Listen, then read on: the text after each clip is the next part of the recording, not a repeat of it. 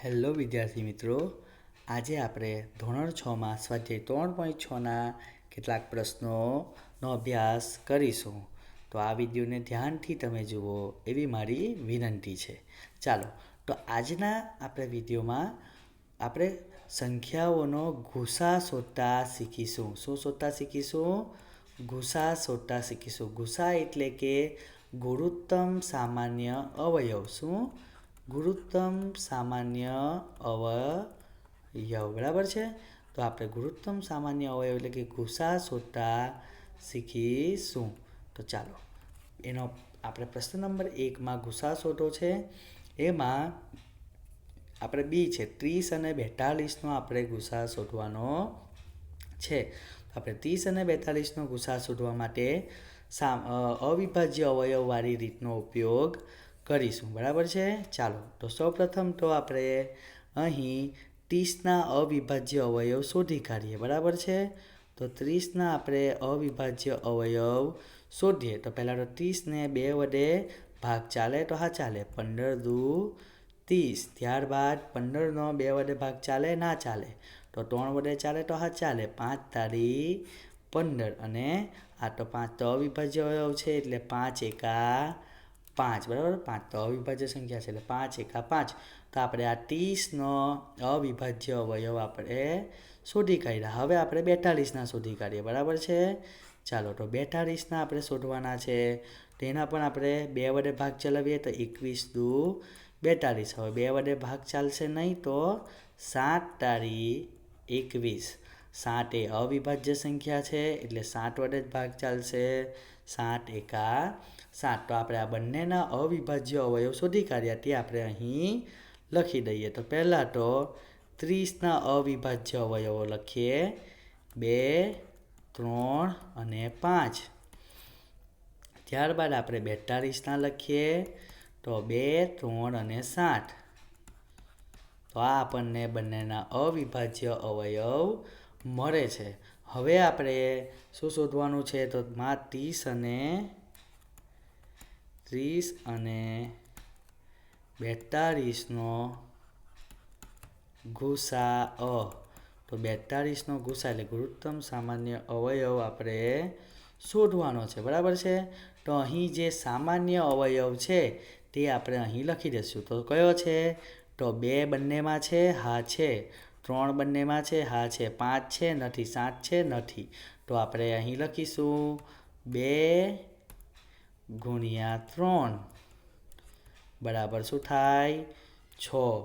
તો માટે 30 અને 42નો ગુસા શું મળે આપણને? 6 મળે. બરાબર છે? તો આ રીતે આપણે અવિભાજ્ય અવયવવાળી રીતથી કોઈપણ સંખ્યાઓના ગુસા શોધી શકીએ છે. પહેલાં તો આપણે એના અવિભાજ્ય અવયવ શોધી કાઢવાના અને બંનેમાં રહેલા સામાન્ય અવયવ આપણે શું કરવાનો? શોધી કાઢવાનો. બરાબર છે? સામાન્ય અવયવ મળી જાય એટલે આપણે એનો ગુણાકાર કરી નાખવાનો. એ આપણો શું થાય?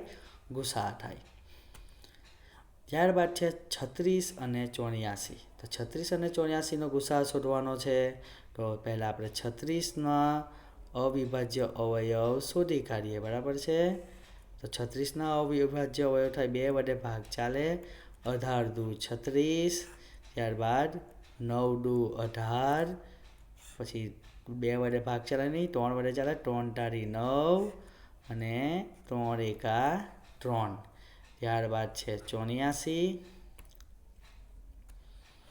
તો 84નો આપણે ભાગ ચલાવવાનો છે.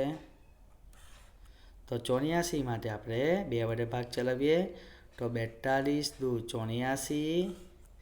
ત્યારબાદ 21 દુ 42. પછી 7 તારી 21 કારણ કે 2 વડે ભાગ ચાલે નહીં. પછી 7 એકા 7. તો આપણને બંનેના અવિભાજ્ય અવયવ મળી ગયા. તો હવે લખી દઈએ બંનેના અવિભાજ્ય અવયવ. તો 36ના અવિભાજ્ય અવયવ મળે છે આપણને 2 2 ગુણ્યા 3 ગુણ્યા 3. તો 2 ગુણ્યા 2 ગુણ્યા 3 ગુણ્યા 3. અને 84ના અવિભાજ્ય અવયવ મળે છે 2 ગુણ્યા 2 ગુણ્યા 3 ગુણ્યા 60. હવે આપણે 36 અને 84નો ગુસા શોધીએ તો આપણે ડાયરેક્ટ હું ગુસા લખી દઉં છું. તો ગુસા અ બરાબર એટલે કે ગુરુત્તમ સામાન્ય અવયવ બરાબર આપણે અહીં જે સામાન્ય છે તે લઈ લઈએ. 2 છે તો હા છે, આ 2 છે તો છે, 3 છે તો છે, બીજા 3 છે અહીં નથી, 7 આ બાજુ છે નથી. તો આપણે અહીં લખી દઈશું જે સામાન્ય આવે છે તે 2 ગુણ્યા 2 ગુણ્યા 3. તો શું જવાબ આવે? 3 દુ 6 દુ 12. તો અહીં જવાબ આવશે. માટે 36 અને 84નો ગુસાઅ 12 મળે. બરાબર છે. ચાલો આગળ આપણે જોઈએ. તો અહીં આગળનો દાખલો છે એમાં 3 સંખ્યા છે. 3 સંખ્યાનો ગુરુત્તમ સામાન્ય અવયવ ગુસાઅ શોધવાનો છે. તો કંઈ જ કરવાનું નથી, આપણે અહીં ત્રણેયના અવિભાજ્ય અવયવ શોધી કાઢીશું. ચાલો તો પહેલાં આપણે 70ના શોધીએ. તો 70ના અવિભાજ્ય અવયવ આપણે શોધીશું. તો આપણને ખબર છે 2 વડે ભાગી શકાય. 35 દુ 70 ભાગ ચાલે. ત્યારબાદ આપણે 5 એકમનો સ્થાને છે એટલે 5 વડે ભાગ ચાલશે. 5 સત્તા 35 અને 7 એકા 60. ચાલો આપણને અહીં 1 આવી ગયો એટલે આપણને અહીં અટકી જવાનું. હવે આપણે 105ના શોધીશું. તો અહીં 105ના અવિભાજ્ય અવયવ શોધીએ આપણે. તો 2 વડે ભાગ ચાલશે નહીં, 3 વડે ચાલશે. 35 તારી 105. ત્યારબાદ 7 પંચા 35 અને 7 એકા 60. બરાબર છે. હવે આપણે 175નો શોધવાનો છે. તો 175નો આપણે શોધી કાઢીએ. તો 175નો આપણે શોધીશું. તો 175 છે તો 35 પંચા 175. ત્યારબાદ 5 સત્તા 35 અને 7 એકા 60. બરાબર છે. તો આ આપણને ત્રણેયના અવિભાજ્ય અવયવ મળી ગયા. ચાલો તો અહીં આપણે લખી દઈએ. પહેલાં 70ના અવિભાજ્ય અવયવ શું મળે છે? તો 2 5 અને 7. તો 2 ગુણ્યા 5 ગુણ્યા 7. ત્યારબાદ 105ના આપણે લખી દઈએ. તો 105ના અવિભાજ્ય અવયવ કયા મળે છે? 3 ગુણ્યા 5 ગુણ્યા 7. ત્યારબાદ 175ના લખી દઈએ. તો 175ના અવિભાજ્ય અવયવ કયા મળે છે? 5 ગુણ્યા 5 ગુણ્યા 7. તો હવે આ ત્રણેયનો ગુસાઅ શોધવાનો છે. તો ગુસાઅ થાય, ગુરુત્તમ સામાન્ય અવયવ થાય. 5 બધામાં છે તો હા છે. જુઓ 2 બધામાં છે નથી. 7 બધામાં છે તો છે. ત્યારબાદ આ 3 પણ નથી અને આ બીજા 5 પણ નથી. જેટલા સામાન્ય છે તે લખી કાઢીએ. બંનેમાં કયા કયા સામાન્ય છે? તો 5 ગુણ્યા 7 સામાન્ય છે. બરાબર છે. તો 5 ગુણ્યા 7 કરીએ તો જવાબ આવે 35. તો માટે 70, 105 અને 175નો ગુસાઅ 35 મળે.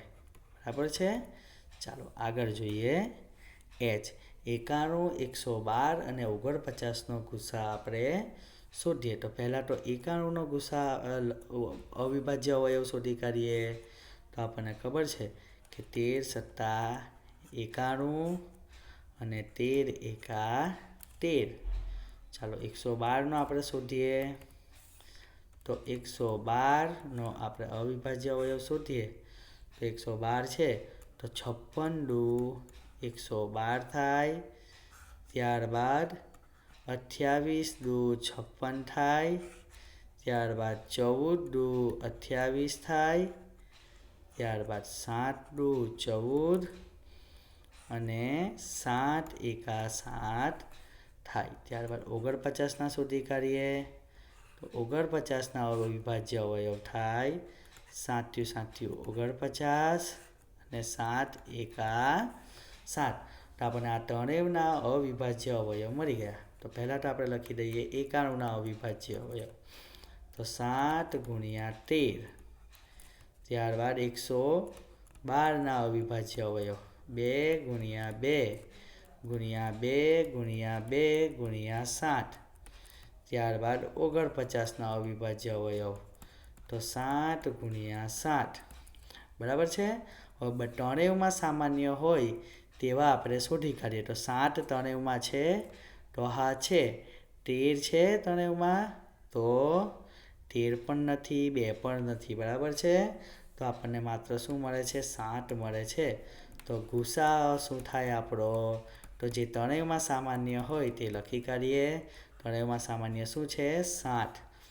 માટે 91, 112 અને 49નો ગુસાઅ 7 થાય. એટલે કે ગુરુત્તમ સામાન્ય અવયવ 7 મળે. ચાલો આગળ જોઈએ આપણે. તો આગળ છે પ્રશ્ન નંબર 2.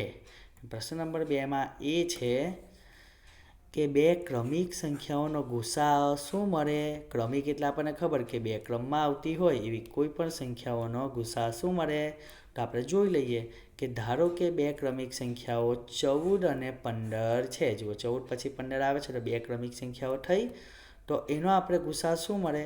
તો 14ના અવિભાજ્ય અવયવ શોધી કાઢીએ. તો 14ના અવિભાજ્ય અવયવ શોધીએ તો આપણે અવિભાજ્ય અવયવની રીતથી શોધીએ તો અહીં શું થાય? તો અહીં 7 × 14 અને 7 × 1 = 7. તો 2 અને 7 આપણને 14ના અવિભાજ્ય અવયવો મળે. ત્યારબાદ 15ના શું મળે? તો 15ના મળે આપણને 5 × 3 = 15 અને 5 × 1 = 5. તો 5 અને 3 આપણને 15ના અવિભાજ્ય અવયવો મળે.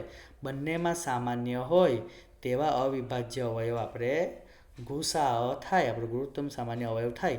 પરંતુ તમે અહીં જોઈ શકો છો કે 14 અને 15ના સામાન્ય અવિભાજ્ય અવયવો નથી. જ્યારે પણ કોઈ પણ બે સંખ્યાના સામાન્ય અવિભાજ્ય અવયવો ના મળે તો તેનો ગુસાઅ શું આવે? 1 આવે. કારણ કે 1 છે એ બધાનો જ અવયવ હોય.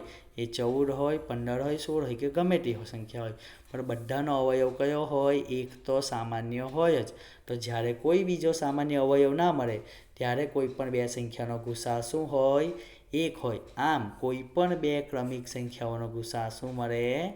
1 મળે. ત્યારબાદ બી છે કે બે ક્રમિક બેકી સંખ્યાઓનો ગુસાઅ શું મળે? તો પહેલાં તો આપણે બેકી સંખ્યા જોઈ લઈએ. 2, 4, 6, 8, 10, 12, 14 એ બધી બેકી સંખ્યા છે. એમાં કોઈ પણ બે ક્રમિક સંખ્યા આપણે લઈએ એનો ગુસાઅ શું મળે? તો આપણે ધારો કે બે ક્રમિક બેકી સંખ્યાઓ અહીં 6 અને 8 હું લઉં છું. તો 6ના અવિભાજ્ય અવયવો કયા છે? તો 3 અને 2. જ્યારે 8ના અવિભાજ્ય અવયવો કયા છે? તો 2 × 2 × 2. તો આ 6 અને 8નો ગુસાઅ શું મળે? તો બંનેમાં જે સામાન્ય અવયવ હોય તે એનો ગુસાઅ હોય. તો અહીં સામાન્ય અવયવ કયો છે બંનેમાં? તો 2 એ બંનેમાં સામાન્ય અવયવ છે. તો 6 અને 8નો ગુસાઅ શું મળે છે આપણને? 2 મળે. આમ કોઈ પણ બે ક્રમિક બેકી સંખ્યાઓ તમે લો એનો ગુસાઅ શું મળે આપણને? 2 મળે. ચાલો આગળ જોઈએ. સી. તો બે ક્રમિક એકી સંખ્યાઓનો ગુસાઅ શું મળે? તો બે ક્રમિક એકી સંખ્યાઓનો ગુસાઅ શું મળે? તો આપણે એકી સંખ્યા લખીએ અહીં 1, 3, 5, 7, 9, 11, 13, 15, 17, 19, 21, 23, 25, 27 આગળ આપણને મળતી રહે. તો અહીં આપણે સાબિત જોવા માટે શું કરીએ છીએ? બે ક્રમિક સંખ્યાઓ લઈ લઈએ. તો ધારો કે બે ક્રમિક એકી સંખ્યાઓ 25 અને 27 છે. તો 25ના અવિભાજ્ય અવયવ શું થાય? તો 5 અને 5, 5 × 5. 27ના અવિભાજ્ય અવયવ કયા થાય? 3 × 3 × 3.